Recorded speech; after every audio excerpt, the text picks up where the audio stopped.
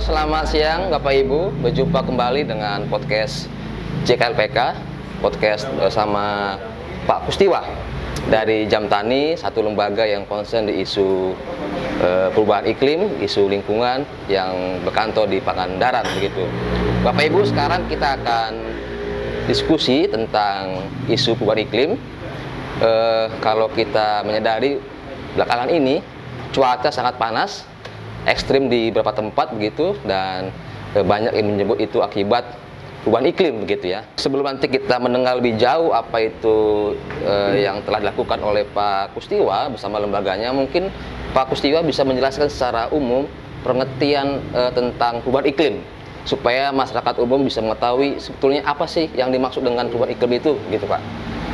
Ya, terima kasih Bang Amin dan selamat siang Bapak Ibu. Perubahan iklim tentu banyak faktor penyebab ya. Itu salah satunya adalah peningkatan emisi gas rumah kaca. Nah, dan mungkin karena kami banyak bergerak di sektor pertanian, kehutanan, jadi bisa kita lebih berfokus terhadap apa kontribusi dari sektor pertanian yang menimbulkan terjadinya gas rumah kaca ini atau emisi ini, selain juga tentu faktor penyebab lain seperti penggunaan transportasi, industri dan kebiasaan-kebiasaan di perkotaan dan lain-lain, termasuk mungkin kebakaran hutan ya. Betul. Nah, untuk sektor pertanian ada beberapa sesungguhnya yang menjadi penyebab atau berkontribusi terjadinya perubahan iklim. Yang pertama tentu saja ini juga sebagai kritik kepada kami, organisasi petani dan teman-teman petani lain, terutama mereka yang melakukan pertanian secara konvensional. Nah, salah satu contoh adalah kebiasaan membakar jerami. Nah, pembakaran jerami tentu itu berdampak negatif terhadap emisi CO2. Lalu kedua misalnya tentang kotoran hewan di sektor pertanian yang dibiarkan, tidak diolah. Termasuk juga mungkin pakannya juga dalam kondisi mentah yang tidak diolah menjadi silase misalnya. Nah, ini efeknya adalah ketika dibiarkan terjadi proses pelepasan emisi NH3 atau metan. Nah, kemudian juga kebiasaan di petani padi terutama, mereka sangat senang ketika melakukan penggenangan air untuk tanaman padi. Nah, ini sebetulnya menimbulkan NO2 atau nitrit. Dan itu tentu ketika dilepas ke udara menjadi kumpalan atau kumpulan emisi-emisi. Nah, ditambah lagi dengan kebiasaan, ini juga mungkin dampak daripada revolusi hijau yang mempromosikan penggunaan pupuk kimia atau sintetis ya, kimia sintetis, dan juga pestisida kimia sintetis. Nah, ini juga tentu CO2 juga akan berdampak lagi, apalagi kalau itu juga kita hitung misalnya seluruh input produksi tersebut, pupuk kimia dan pestisida itu dari luar, dari luar daerah atau luar negeri bahkan. Tentu ini kalau bicara carbon footprint ini juga akan sangat makin besar. Nah, itu mungkin beberapa yang penyebab terjadinya peningkatan emisi. Yang itu kemudian terjadilah ada perubahan iklim. Nah, dampak dari situ itu tentu yang dirasakan oleh masyarakat itu adalah di petani ya, di tingkat petani misalnya terjadinya perubahan pola hujan. Nah, pola hujan ini tentu kalau dulu ada pemerintah itu menyampaikan atau Deptan khususnya dengan masa tanam itu adalah Okmar, Oktober Maret musim ke-1, lalu Absep, April September. Nah, sekarang udah nggak berlaku lagi tuh. Udah berubah itu, Pak. Udah berubah. Nah, jadi kalau zaman dulu misalnya kalau orang tua saya katakan itu, ya itu pokoknya kalau berberam itu pasti hujan. September, Oktober, November itu pasti. Nah, sekarang nggak terjadi lagi. Tahun lalu itu dengan ada El Nino, ya kita baru Januari. Udah Januari baru hujan. Nah, tentu ini perubahan ini juga bisa terjadi misalnya karena bisa jadi itu hujannya pendek gitu, intensitasnya, tetapi dia sangat tinggi. Nah, sehingga menimbulkan apa? Berarti banjir toh, terjadi banjir. Jadi efek negatif dari perubahan pola hujan misalnya adalah terjadinya banjir. Atau mungkin durasinya lama. Sedikit tetapi lama terus begitu, itu juga bisa terjadi banjir. Nah, yang kedua itu di tingkat terjadi pola hujan itu adalah kekeringan tentu.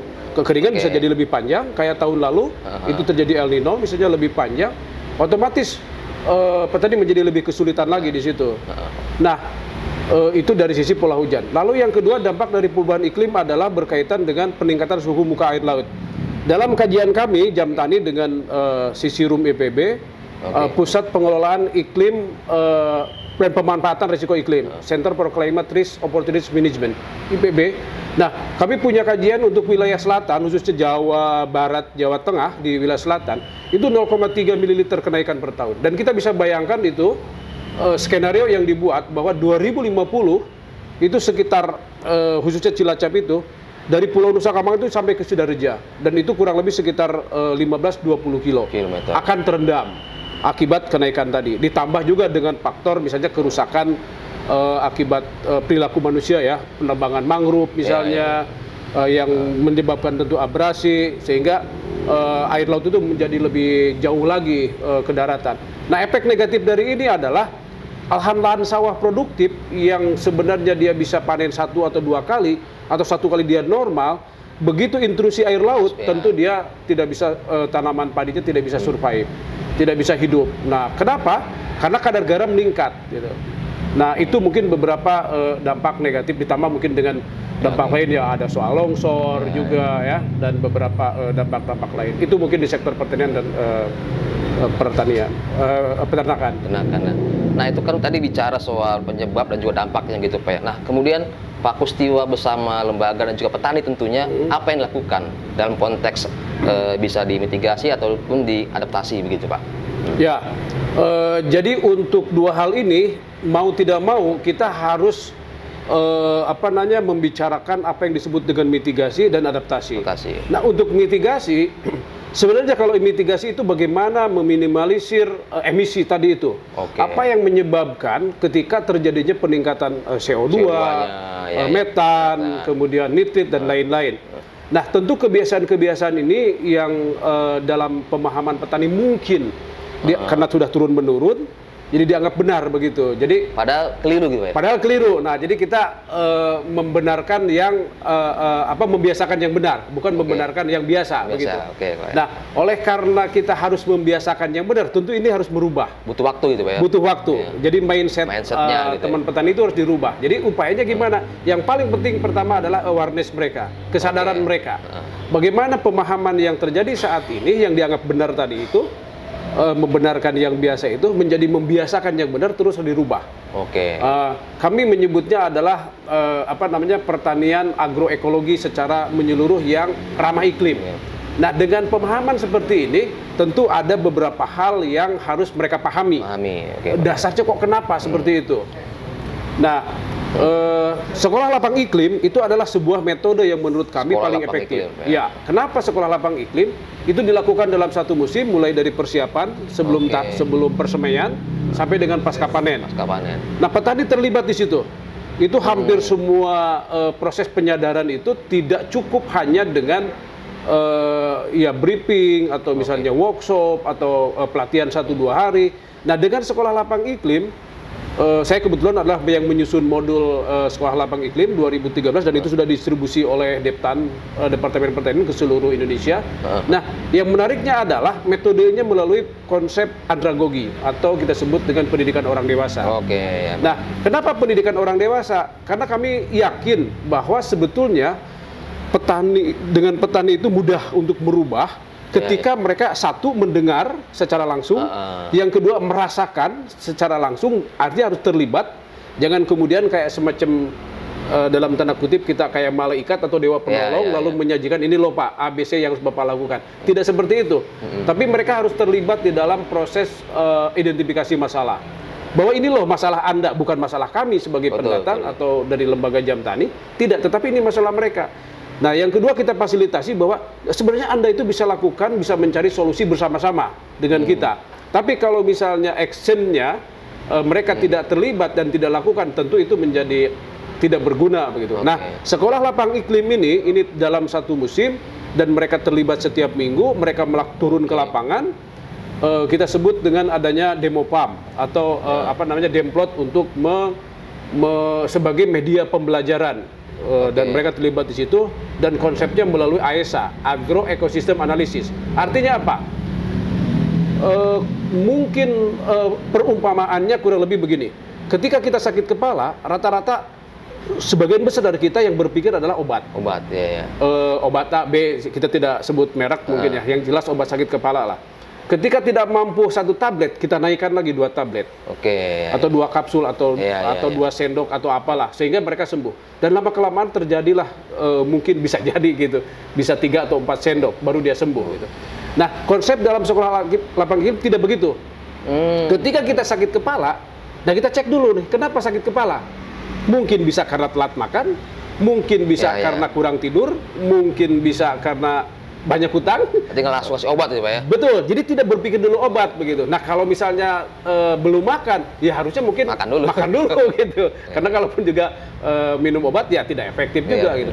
Nah kurang lebih SLI itu atau Sekolah Lapang Iklim itu mengajarkan atau mengajak untuk melihat apa sebetulnya persoalan terbesar misalnya yang menimbulkan ada hama gitu Pak ya? Nah salah satu contoh misalnya begini, hama misalnya. Loh, rata-rata petani itu berpikir kemudian apa ini obatnya? Lalu dia pergilah ke toko pestisida. Betul. Lalu dia beli merek A, B atau apa begitu yang memang cocok untuk hama itu dan dia semprot.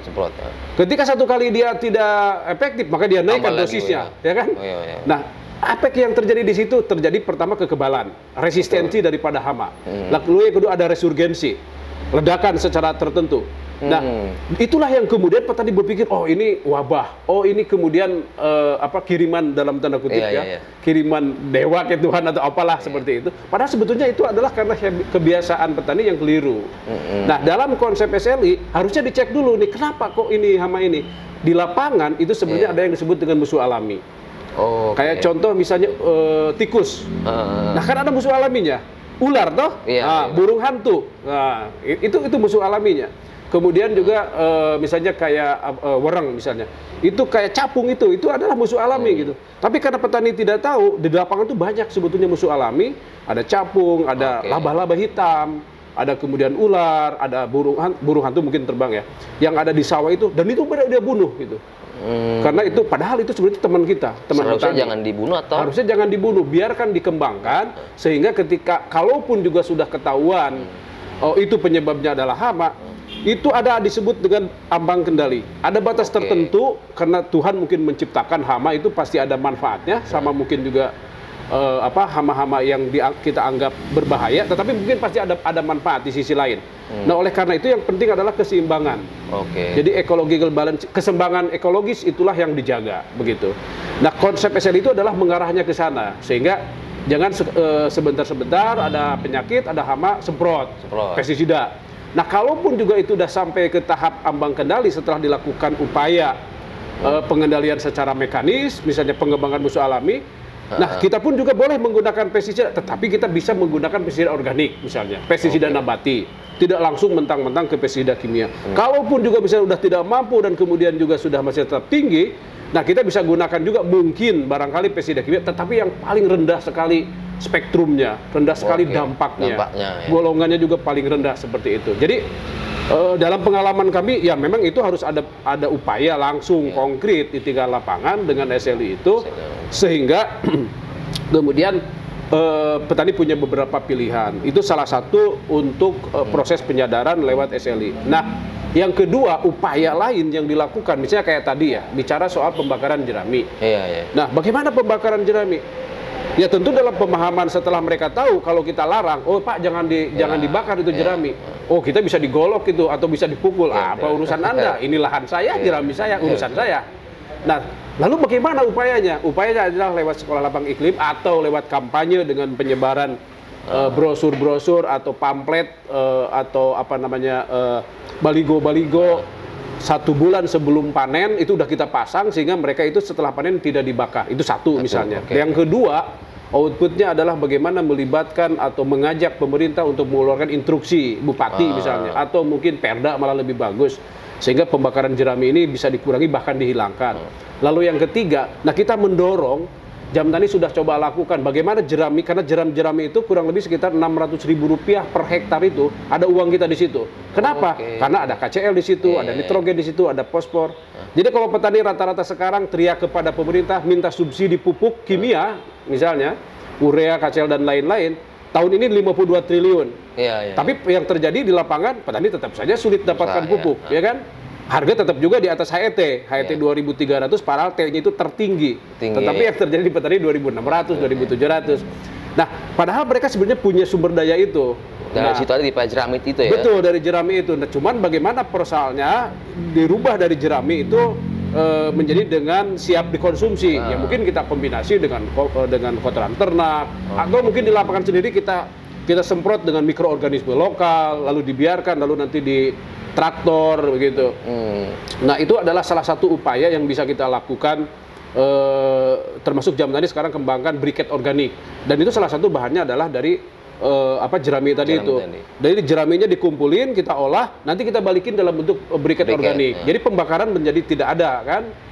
Dan briket organik tentu kandungannya jauh lebih, nutrisinya lebih komplit, kandungan-kandungan juga lebih maksimal di situ, sehingga sesuai dengan kebutuhan tanaman. Lalu yang berikutnya berkaitan dengan upaya yang dilakukan adalah bagaimana sebetulnya petani, karena kita tidak bisa menghentikan banjir. Kita tidak bisa menghentikan kekeringan.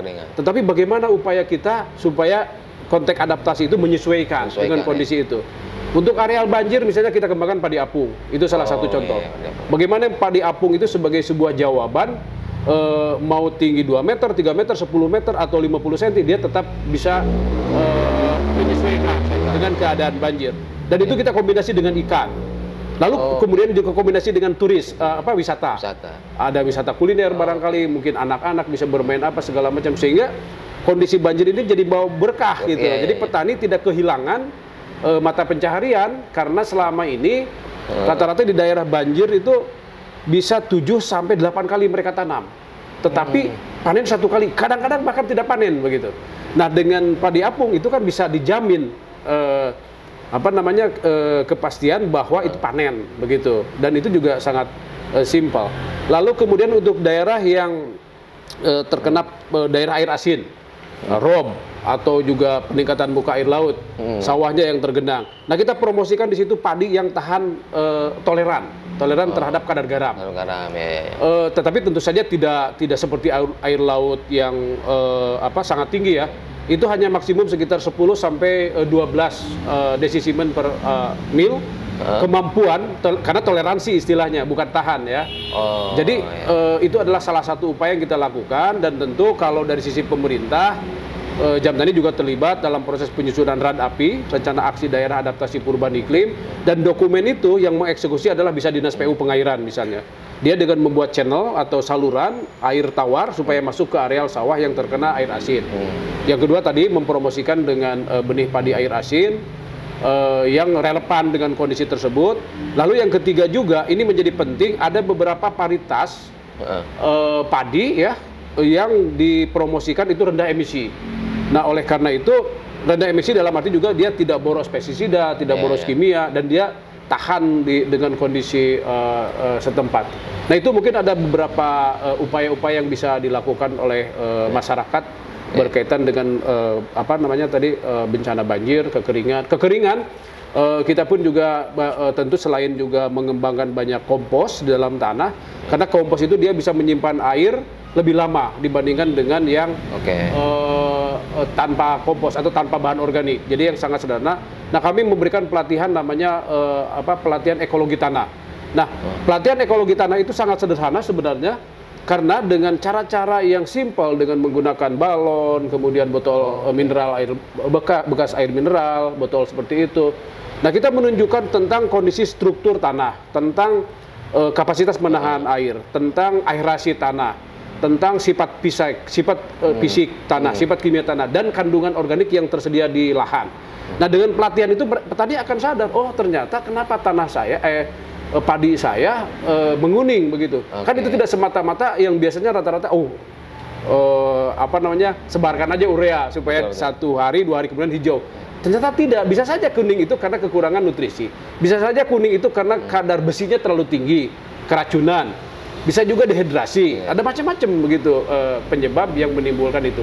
Nah, oleh karena itu dengan upaya tadi pembelajaran ekologi tanah itu, petani akan menyadari sendiri, oh ternyata lahan saya itu karena kekurangan bahan organik, ya berarti kalau gitu berarti harus memperbanyak bahan organik.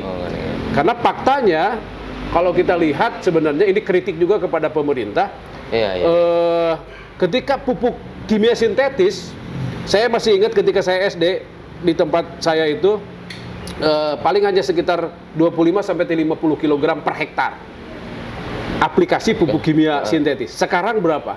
Di padi itu sudah 550-600 kg, di sayur udah per hektar udah 1,3 ton. Artinya apa? Berarti grafik penggunaan pupuk kimia kan dari tahun ke tahun naik. Tapi pertanyaannya, apakah tanah makin subur? Tidak. Yang terjadi, tanah makin keras, tanah makin lengket, tanah makin sulit diolah, musim kemarau sulit menyimpan air. Jadi dampak-dampak buruk itu akibat tadi. Beda dengan pupuk organik yang kemudian dia mikroba di dalam tanah, dia makin berkembang, makin banyak, asal kita kasih makan terus bahan organik, maka itu semakin gembur, semakin remah, makin bisa menyimpan air. Nah, ini sebetulnya kritik-kritik yang saya pikir perlu dirubah ya, kalau kita misalnya konsen untuk bisa menyatakan bahwa pertanian ini adalah sebagai sokoguru, sebagai apa namanya, tulang punggung perekonomian kita begitu. Nah, tadi Pak Kustiwa ini tertarik ya tentang SLI tadi, ada sekolahnya juga. Itu kan berarti sedikit banyaknya menggunakan pendekatan ilmu ya. Nah, ini bagaimana nih menyampaikan itu ke petani yang sudah terbiasa turun temurun gitu ya? Apakah ada tantangan, kendalanya? Karena tadi sangat saintifik gitu ya, sekolah lapangan iklim ini begitu. Tantangannya apa di lapangan sehingga nanti teman-teman mungkin bisa mengenalkan pola ini juga begitu. Ya, memang sebetulnya kalau sekolah lapang iklim itu ada apa namanya, materi-materi yang tidak biasa diterima oleh petani. Gitu. Karena sebetulnya kalau bicara soal perubahan iklim, yaitu memang hal yang harus reasonable, hal yang harus masuk akal, harus ada data saintifik seperti itu. Kenapa terjadi gitu? Kayak tadi mitigasi itu ada perhitungan emisi segala macam, meskipun petani tidak perlu menghitung itu sebetulnya, itu hanya di level kita saja. Tapi untuk menjelaskan kepada mereka apa sebenarnya ketika kebiasaan-kebiasaan yang dilakukan itu berdampak. Nah, tantangan yang dihadapi memang yang pertama itu kami menyusun sebuah kriteria untuk peserta itu. Tentu misalnya kriteria adalah diprioritaskan setidaknya 80% itu harus anak muda. Oke. Ya, jadi masih produktif lah, 35, 40 masih bisa jadi peserta. Meskipun ada sebagian yang di atas 40 tidak ada masalah begitu. Nah, ini tantangannya adalah bagaimana kemudian mereka bisa dari awal sampai akhir mengikuti secara full. Ya. Oke. Nah, kalau tidak ada kriteria tentu bisa berganti mereka, dan tentu pemahaman setiap orang berbeda. Bapak dengan anak bisa berbeda gitu. Suami dengan istri berbeda. Nah, tantangan ini yang kemudian kita reduksi dengan membuat kriteria tadi itu. Lalu yang kedua adalah memang kalau bicara sekolah lapang iklim, karena ini satu musim, tentu dari sisi biaya lebih besar dibandingkan dengan pelatihan hanya 2-3 hari. 3 hari, betul. Karena kita harus juga menyediakan misalnya infrastruktur seperti alat bahan, lahannya, kemudian inputnya, ada prosesnya, dan mereka datang setiap minggu begitu. Nah, tantangan yang ketiga yang kita hadapi adalah bagaimana kemudian sekolah lapang iklim itu apa namanya, bukan hanya untuk mereka begitu, tetapi juga ke wilayahnya terdekat. Karena sebetulnya kami membuat kriteria itu satu keluarga itu hanya satu yang ikut satu keluarga ya, dengan harapan kalau suaminya yang ikut atau istrinya ikut, dia bisa menyampaikan kepada anggota keluarganya. Nah, itu yang kemudian juga menjadi tantangan adalah tapi bagus sebetulnya, mereka ingin ikut semua gitu. Nah, itu tantangan juga, tetapi dengan kriteria tadi akhirnya kemudian ya mereka sadar bahwa kita keterbatasan anggaran, kemudian juga kita berharap itu ada penyebaran lebih luas seperti itu. Tantangan selanjutnya adalah karena ini demo PAM itu di daerah yang memang merah ya, atau yang rentan, dan juga tingkat eksposurnya tinggi. Ketika demo PAM ini atau demplot ini di lapangan baru misalnya 2 bulan, lalu tiba-tiba datang banjir begitu. Nah kan banjir kita nggak apa namanya, kalau tidak bisa kita, meskipun bisa diprediksi tapi kan tidak tepat kapan. Atau mungkin tiba-tiba di tengah terjadi kekeringan begitu, sehingga demo PAM ini tidak menghasilkan data secara maksimal. Dan itu memang agak sedikit sulit ke arah sana. Walaupun demikian, upayanya yang kita lakukan adalah bagaimana melakukan pengumpulan data atau informasi data iklim misalnya dalam 10-15 tahun trennya seperti apa. Nah, lalu kita lihat begitu di daerah desa A atau dusun A itu seperti apa langkah-langkah yang bisa dilakukan ketika terjadi bencana tadi itu. Itu mungkin beberapa tantangan yang dihadapi, dan sejauh ini kalau menurut saya ya 95% itu masih bisa gitu, ya ditangani lah seperti itu. Tentu ini kuncinya adalah persiapan. Jadi persiapan yang matang, karena pertemuan itu ada kurang lebih 14 kali dalam satu musim PSLI itu, dan 2 pertemuan diantaranya adalah persiapan, termasuk juga penyusunan kriteria. Jadi orang itu betul-betul yang memang punya komitmen dan sesuai dengan ekspektasi kita, kriteria tadi itu, supaya apa? Supaya tidak berganti orang, kecuali kalau ada orang meninggal misalnya, dan itu adalah hari H pertemuan. Nah, kami sarankan semuanya berhenti saja, tidak melakukan pertemuan, tapi digeser ke hari berikutnya, begitu. Jadi tetap supaya semua bisa mengikuti. Supaya semua bisa mengikuti, karena rata-rata mereka itu hanya ditinggal dalam satu desa, dan salah satu syarat utamanya adalah mereka harus petani, mereka harus tinggal di desa itu, bukan pemilik lahan ya, tapi petaninya yang menggarap gitu di desa itu, dan memang sudah terbiasa memang dengan pertanian. Jadi betul-betul ini masalahnya mereka yang dihadapi gitu. Jangan sampai kadang-kadang kalau pemilik lahan kan dia bisa tinggal di kota atau di luar desa begitu, seperti itu. Dengan demikian tentu tantangan-tantangan tadi yang dihadapi itu bisa menjadi bisa menjadi solusi buat mereka. Nah, tantangan yang lain adalah tentu ini juga kalau kita tawarkan kepada pemerintah untuk upscaling, untuk penyebarluasan ke yang lain. Tantangannya adalah dari sisi biaya tadi itu. Tetapi ketika kemudian memberikan sebuah dampak secara positif, biasanya kami solusinya itu di akhir, setelah pada saat panen, itu kita sebut field day namanya, di sekolah lapang iklim itu. Nah, kita undang tuh, bisa DPRD, bisa mungkin bupati, bisa jadi kepala dinas, kepala desa, supaya mereka paham bahwa ini metode yang bagus begitu, yang betul-betul bermanfaat langsung di lapangan. Cuman tadi itu lama dan sedikit mahal. Nah, tetapi kan desa punya anggaran, ya kan? Desa punya anggaran, kabupaten juga punya anggaran untuk itu. Dan saya pikir mungkin menjadi murah kalau itu bisa dihandle kerjasama dengan beberapa institusi seperti itu. Nah, tadi Pak ini bicara tantangan ya. Ini tentunya sudah berlangsung lama ya PSLI ini gitu Pak ya. Kira-kira capaian atau dampak positif yang langsung dirasakan petani itu apa gitu Pak, sehingga ini memang tadi bisa menjadi metode yang bisa dicontoh di tempat lain gitu, yang langsung bisa dilihat nyata, apakah misalnya dari sisi produksi petani malam ini meningkat di tengah ada banjir kemarau tadi gitu Pak. Bisa menjawab apa ya hal ini Pak?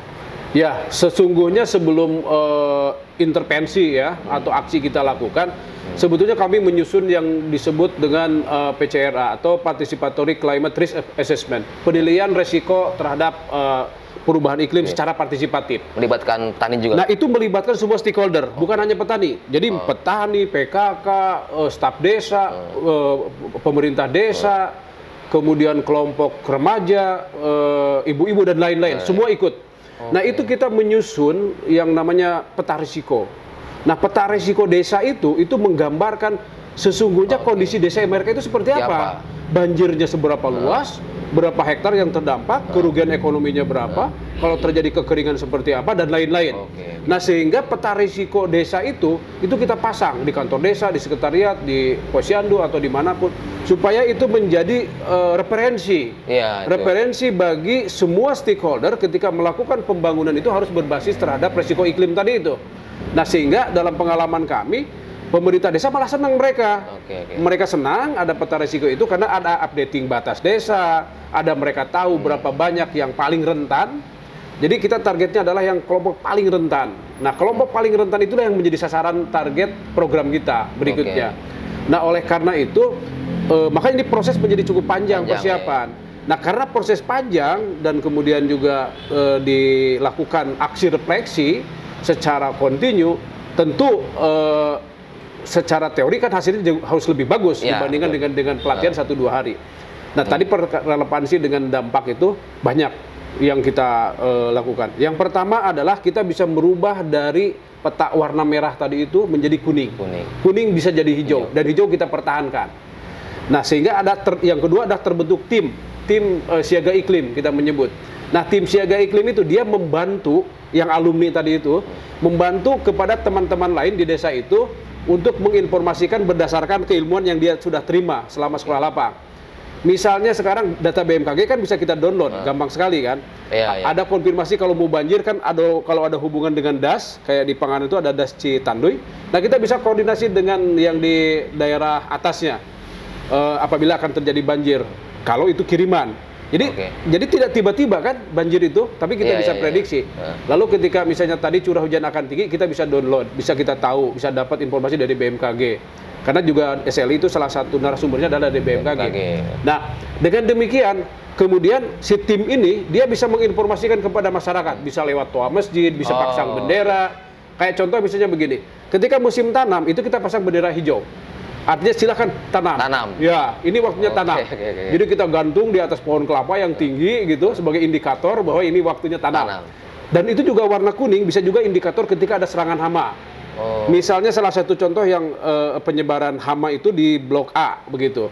Nah, karena angin kencang kan bisa jadi berubah ke B, ke C dan menyebar ke yang lain. Nah, dengan warna kuning mereka akan tanya, "Loh, ada apa ini?"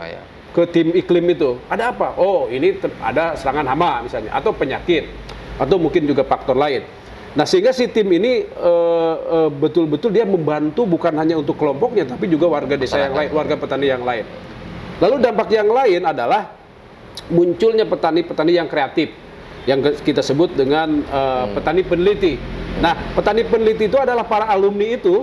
Memang tidak semua, tapi ada beberapa yang kemudian mereka ahli atau mereka senang hanya membuat kompos, hanya mereka senang membuat pestisida organik, hanya mereka mengembangkan pembibitan padi yang tahan air asin misalnya. Jadi itu ada semacam klaster-klaster di antara mereka yang kemudian mereka menjadi role model begitu bagi masyarakat lain. Nah, paling sederhana adalah para alumni sekolah lapang iklim itu mereka melakukan dan memanfaatkan semaksimal mungkin kayak tanaman pekarangan mereka. Nah, tanaman pekarangan mereka itu misalnya dengan tanaman-tanaman sela di antara musim tanam ke-1 ke-2 atau pada saat musim kemarau. Ketika di lapangan dia bisa tidak tanam sama sekali, maka mereka punya inisiatif untuk melakukan minimal kebutuhannya. Faktanya, dulu mereka membeli sayur, sekarang mereka menjual sayur. Dulu mereka membeli telur, sekarang mereka menjual telur bebek misalnya. Sehingga itu selalu ada kombinasi pada saat bencana terjadi, ancaman terjadi, mereka ada solusi. Nah, yang terakhir adalah dampak yang dirasakan di situ di para hasil sekolah lapang iklim itu tentu minimal di mereka sendiri. Iya, tempat mereka di lahannya sendiri. Karena salah satu kriteria bagi peserta itu kami menyebutnya slogannya JOS. Jadi JOS itu jangan omong saja.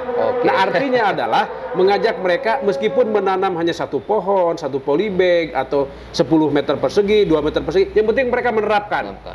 Nah, sehingga antara Demplot sekolah lapang iklim itu ada pembanding di tempat mereka masing-masing, di lahan sendiri-sendiri.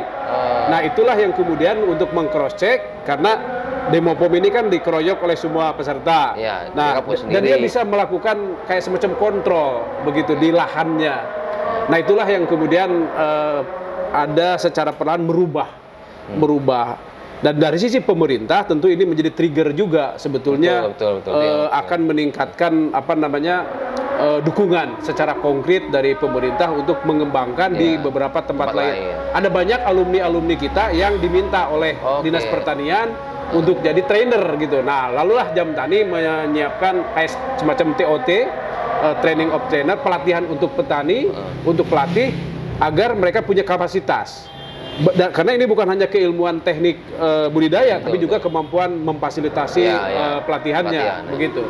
Nah, dampak-dampak ini yang kita lihat dan dirasakan secara konkret terjadi di lapangan. Dan itu semua akibat dari SLI ini gitu Pak ya? Ya, gitu. Makanya itu tadi prosesnya memang lama, mahal, tetapi hasilnya terlihat nyata. Kalau mau jujur sebetulnya beberapa negara lain sudah banyak yang mereplikasi metode ini. Termasuk saya juga pernah diundang di beberapa provinsi atau negara lain untuk men-share, membagi konsep pelaksanaan sekolah lapang iklim ini. Ya, baik. Pertanyaan selanjutnya Pak, ini kita juga tertarik tentang konsep livelihood gitu Pak. Kira-kira yang sudah dilakukan Jamtani itu seperti apa dan juga bagaimana hasilnya selama ini gitu Pak? Jadi dari sekalian upaya-upaya yang dilakukan tadi itu, sebetulnya kita ada satu cara bagaimana masyarakat itu tidak berhenti pada saat proyek itu dijalankan. Rata-rata kan umumnya ini mohon maaf, proyek jalan ketika kegiatan jalan ketika proyeknya berjalan. Tapi selesai di proyek berhenti kegiatan juga berhenti. Nah, kita menyusun satu program namanya Alternative Livelihood. Nah, Alternative Livelihood itu yang pertama bertujuan adalah untuk meningkatkan resiliensi atau ketahanan mereka terhadap ketika terjadi bencana. Ada sumber-sumber ekonomi atau pendapatan lain selain dari yang existing selama ini. Nah, itu yang pertama. Lalu yang kedua, tentu juga Alternative Livelihood ini harus berfokus pada sumber daya alam lokal. Jadi kayak peternakan misalnya, pertanian depan rumah tangga, atau industri, home industry. Nah, kegiatan-kegiatan seperti ini tentu akan meningkatkan juga selain pendapatan mereka, itu juga menjadi kesemangatan mereka berkelompok, begitu. Nah, apalagi kalau berkelompok Pak ya? Berkelompok, ya. Jadi kita memang sasarannya adalah kelompok. Kalaupun misalnya salah satu contoh Alternative Livelihood untuk kambing, peternakan misalnya. Nah, kita mengarahkan mereka supaya itu dibuat dalam bentuk komunal. Nah, ketika itu kandangnya komunal, maka tentu di situ akan ada dampak. Bagaimana pengolahan pakan secara bersama menjadi silase misalnya, atau sapi atau kambing. Lalu yang kedua misalnya kotorannya pun juga tidak dibuang sembarangan. Lalu kita olah bersama. Sehingga itu jadi income baru, jadi pendapatan baru toh dari kompos jadi pupuk organik yang dikemas. Kalau kotoran kambing kita giling misalnya, sehingga nanti kita bisa jual juga dalam bentuk kotoran kambing yang siap ditabur begitu, tidak dalam bentuk butiran-butiran asli. Nah, lalu kegiatan lain misalnya adalah bagaimana mereka tidak menjual dalam bentuk bahan baku seperti pisang misalnya. Selama ini pisang dijual dalam bentuk bahan baku, mungkin dihargai sekitar 8 sampai 12 ribu per tandan. Tapi kalau kita olah jadi keripik pisang, jadi sale pisang, maka itu nilainya kan bisa 10 sampai 20 kali lipat lebih mahal. Nah, sehingga ini juga akan menjadi media mereka untuk berkumpul, untuk bersama-sama membentuk koperasi misalnya kesananya begitu, atau KUB, kelompok usaha bersama, dan lain-lain apapun namanya. Tapi intinya ada kepentingan yang kemudian mereka datang ke tempat itu karena ada kegiatan usaha tadi itu. Jadi sederhana sekali menurut saya, ketika program apapun menyentuh dan menjawab persoalan basic need mereka, maka mereka akan sangat interest dengan itu. Contoh misalnya begini, ketika kita bicara soal mangrove, Bapak Ibu kita tanam mangrove karena mangrove itu sangat bagus untuk anak cucu kita. Mungkin petani nggak akan tertarik. Itu bagus untuk mitigasi bencana iklim. Itu bagus untuk menekan pemanasan global. Ini mohon maaf, kalau di petani itu nggak akan masuk. Nggak kena. Nggak kena. Tetapi kalau misalnya sekarang kita tanam mangrove, lalu kita bagi kambing, lalu beberapa jenis tanaman mangrove tertentu kita panen kayak rumput gitu, jadi pakan. Lalu kemudian kita kembangkan apiari di situ, lebah. Lalu kemudian ibu-ibunya kita latih bagaimana memanfaatkan tinta mangrove untuk membatik misalnya, atau buahnya kita pakai untuk membuat kue misalnya. Nah, sehingga dengan sendirinya mereka akan muncul ketertarikan gitu terhadap memelihara mangrove itu. Kalaupun juga ada pembalakan dari tempat lain, mereka akan melawannya. Kenapa? Karena mereka punya kepentingan dengan mangrove itu. Selain juga untuk menahan abrasi, misalnya untuk juga mitigasi, menyerap CO2 dan lain-lain. Tetapi kebutuhan ekonomi mereka terjawab dari tanam mangrove itu gitu. Nah, untuk pohon-pohon pun juga kita bisa promosikan tanaman buah misalnya. Yang dipanen daun kayak salam, yang dipanen kulit kayak kayu manis, yang dipanen buah kayak mungkin nangka, mangga. Jadi mereka pasti akan menjaga itu. Nah, di sisi lain itu pasti kan berdampak terhadap penyerapan CO2 kan? Betul. Nah, tanpa harus kita menyebut CO2, menyebut emisi ke petani, itu udah otomatis gitu. Nah, yang lebih penting lagi adalah ini sebenarnya Alternative Livelihood itu untuk menyiapkan mereka dalam jangka panjang sebelum phasing out. Sebelum dihentikan dukungan program, nah itu mereka sudah punya infrastruktur itu. Dengan demikian tentu karena Jamtani ini adalah organisasi petani, mereka setelah selesai itu jadi alumni Sekolah Lapang Iklim akan menjadi anggota. Nah, sehingga tidak putus hubungannya. Terus berlanjut sebagai anggota Jamtani, bukan sebagai dampingan dari sisi proyek lagi gitu. Nah, otomatis dengan demikian itu akan secara perlahan-lahan kapasitas petani meningkat, resiliensi petani juga meningkat, dan kebutuhan ekonomi mereka juga terjawab gitu. Nah, jadi hal ini dalam pengalaman kami dari satu kegiatan saja pemberian kambing, maka itu bisa menjawab banyak hal. Kita bisa bisnis penyiapan pakannya supaya petani tidak ngarit setiap hari. Jadi ngarit mungkin pada musim hujan, mereka musim kemarau itu tinggal ngasih makan, tidak perlu lagi repot. Kalaupun misalnya suaminya punya pekerjaan lain, kan istrinya tinggal ngasih makanan saja, tidak perlu ngarit lagi. Lalu yang kedua tadi itu limbahnya bisa kita olah lagi. Kemudian kalau kembangkan kambing etawa yang susu itu, nah kita bisa. Jadi banyak sebetulnya cabangnya dari satu kegiatan itu, termasuk juga home industry dan lain-lain. Nah itu dia. Baik Pak Kustiwa. Nah mungkin terakhir Pak, meskipun ada perubahan iklim dengan dampaknya, sebetulnya bukan hal yang, meskipun itu dampaknya negatif, tapi bukan harus kita respon dengan hal yang kekhawatiran ya. Ada cara untuk meresponnya juga begitu ya. Kira-kira apa saran Bapak kepada teman-teman bagi yang mau memulai? Terutama bagi lembaga yang memang basicnya bersama petani gitu Pak. Ya, yang pertama ajakan saya kepada teman-teman petani tentu yang mari kita pahami, kita sadari bahwa perubahan iklim ini bukan lagi sebuah wacana, tetapi itu sudah real terjadi di tingkat lapangan dan kita sudah merasakan betul dampak-dampaknya. Nah, yang kedua ajakan kita setelah mungkin memahami beberapa yang saya sampaikan tadi itu mungkin bisa sudah mulai merubah pola pertanian yang konvensional kepada pertanian yang bisa disebut mungkin ramah iklim, pertanian organik, agroekologi atau apapun yang intinya mengurangi seminimal mungkin, bahkan kalau bisa sampai nol itu input-input luar, terutama kimia sintetis. Termasuk kayak tadi pembakaran jerami segala macam. Karena pada intinya itu sangat bermanfaat sekali buat kita. Lalu yang ketiga, tentu kami mengajak untuk mulai membiasakan yang benar. Tidak membenarkan yang biasa. Nah, oleh karena itu tentu terutama mungkin yang ada di wilayah dampingan Jamtani, kita bisa berkomunikasi lebih jauh bagaimana sebenarnya kalau ingin mewujudkan pertanian berkelanjutan, ya tentu harus memperhatikan aspek-aspek memaksimalkan sumber daya lokal di situ. Dan yang paling penting, saya pikir mungkin kepada pemerintah untuk sudah saatnya, karena ini sudah ada juga komitmen negara Indonesia juga untuk mengurangi emisi dan menahan laju kenaikan suhu, dan itu sudah mandatori. Saya pikir juga perlu juga mulai bukan hanya memikirkan tapi juga terlibat lebih dalam begitu, dengan mungkin dalam bentuk kebijakan, mungkin dalam bentuk program, mungkin juga dalam bentuk asistensi sehingga persoalan ini bukan hanya persoalan kami di Jamtani, dan saya pikir juga ini persoalan bersama, tetapi itu akan menjadi menarik ketika kita berkolaborasi, ketika kita bekerja sama dengan stakeholder lain, baik universitas, pemerintah, atau mungkin juga perusahaan dan beberapa stakeholder lain di tingkat daerah juga, sehingga betul-betul ini mewujudkan sebuah pertanian yang berkelanjutan yang ramah iklim seperti itu. Baik, terima kasih Pak Kustiwa untuk sharingnya. Sama-sama. Semoga sukses selalu untuk Jamtani. Terima kasih Pak. Terima kasih.